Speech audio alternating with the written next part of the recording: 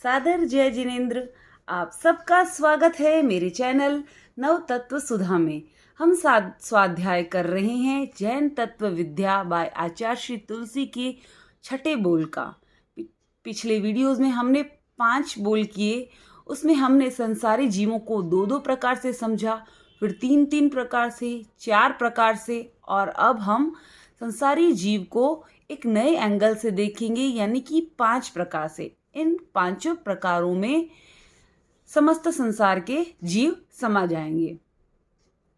यह बोल है जीव के 5 प्रकार है: एकेंद्रिय, द्विंद्रिय, त्रिइंद्रिय, चतुरेंद्रिय और पंचेंद्रिय। 25 बोलों के अंतर्गत यह दूसरा बोल है जाति 5। अगर आप 25 बोल का स्वाध्याय कर रहे हैं तो ये दूसरा बोल है, और अगर आप जैन तत्व विद्या का स्वाध्याय कर रहे हैं तो ये छठा बोल है। तो शुरुआत करते हैं। गुरुदेव लिखते हैं, जीव का प्रमुख लक्षण है चेतना। अगर हमने पहले भी वीडियोस में ये जाना कि अगर जीव का पता किसी चीज से लगाया जाता है, जो जीव का निश्चित रूप से गुण है वह है चेतना। अगर जीव है तो उसमें चाहे सूक्ष्म से सूक्ष्म रूप में हो, चेतना अवश्य होगी। लेकिन चेतना एक ऐसा तत्व है जो अरूप है, यानी जिसे देखा नहीं जा सकता, अशब्द है जिसे सुना नहीं जा सकता, अगंध है यानी जिसे सूंघा नहीं जा सकता, अरस है जिसे चखा नहीं जा सकता, जिसका कोई रस नहीं है, अस्पर्श है जिसे छुआ नहीं जा सकता। तो फिर जिस वस्तु को हम छू भी नहीं सकते, देख भी नहीं सकते, सूंघ भी नहीं सकते, तो उसे कैसे जानेंगे? तो उसे जानने का एकमात्र साधन है, वह है केवल ज्ञान।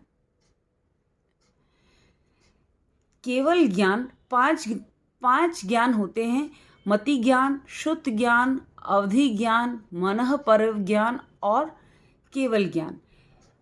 जो पहले की 4 ज्ञान हैं उनसे संसार के समस्त अमूर्त पदार्थों को जाना जा सकता है, मूर्त पदार्थों को जाना जा सकता है, लेकिन अमूर्त पदार्थ को जानने का एकमात्र साधन है केवल ज्ञान, जो कि हमें अभी उपलब्ध नहीं हो सकता इस आर्य के अंदर का। तो फिर हम चेतना को कैसे जानेंगे? तो उसका खंडशः ज्ञान कराने में हमारी इंद्रियां, मन, संवेदन यानी इमोशंस, अनुमान, प्रेडिक्शंस, आगम आदि ज्ञान धाराएं निमित्त बनती है। हम आगमों को अध्ययन कर सकते हैं, गुरुओं को सुन सकते हैं और ज्ञान प्राप्त कर सकते हैं, लेकिन वह हमारी आत्मा तक, हमारे भीतर तक कैसे पहुंचेगा? इंद्रियों के माध्यम से। हमारे 5 सेंस ऑर्गन है, आईज, नोज, ईयर, टंग और स्किन। इसी के माध्यम से हम चीज़ों को जानते हैं। लेकिन जब केवल ज्ञान उपलब्ध हो जाता है तब इन इंद्रियों की आवश्यकता नहीं रहती, आत्मा के साथ सीधा संपर्क होता है ज्ञान का, सीधे ज्ञान अवतरित होता है। तो इंद्रियों के आधार पर चेतना की जो अभिव्यक्ति होती है, उसके आधार पर जीव के 5 प्रकार किए गए हैं।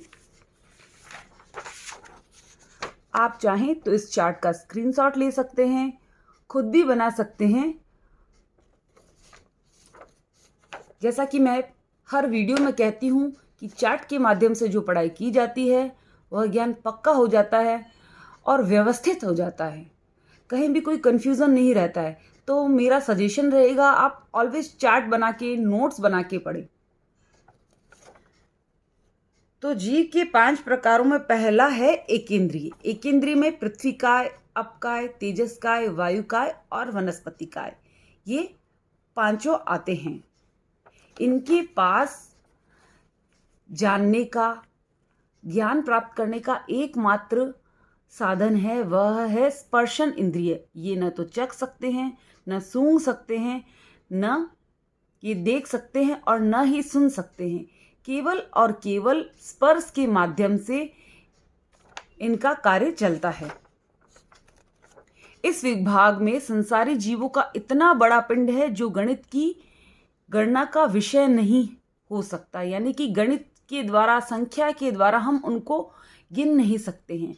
जब हमने व्यवहार राशि और अव्यवहार राशि को समझा था तभी मैंने वहाँ बताया कि पृथ्वी काय, अपकाय, इनमें एक असंख्य जीव होते हैं और वनस्पति काय तो साधारण और प्रत्येक वनस्पति काय में सूक्ष्म और बादर दोनों प्रकार की होती है।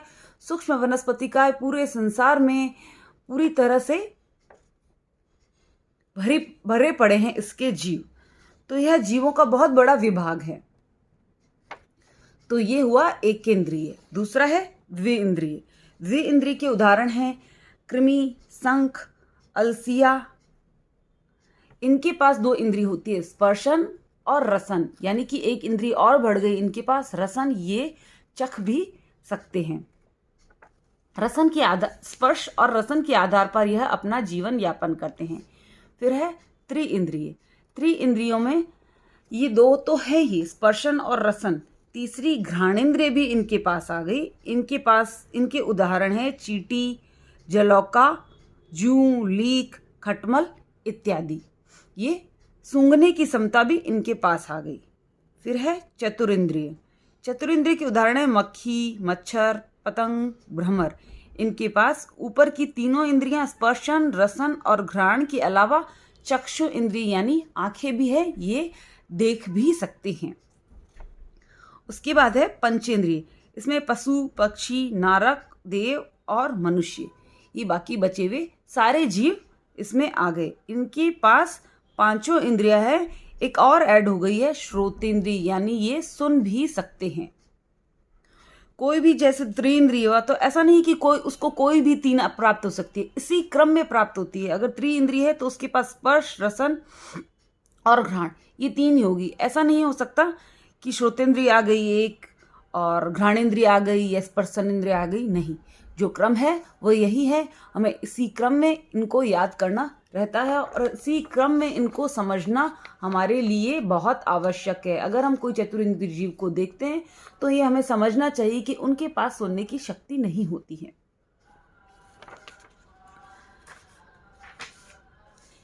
एकेंद्रिय से लेकर पंचेंद्रिय तक सभी प्राणियों का विकास का जो तारतम्य है, उसको अभिव्यक्ति देने वाले अनेक बिंदुओं में एक बिंदु इंद्रिय चेतना है।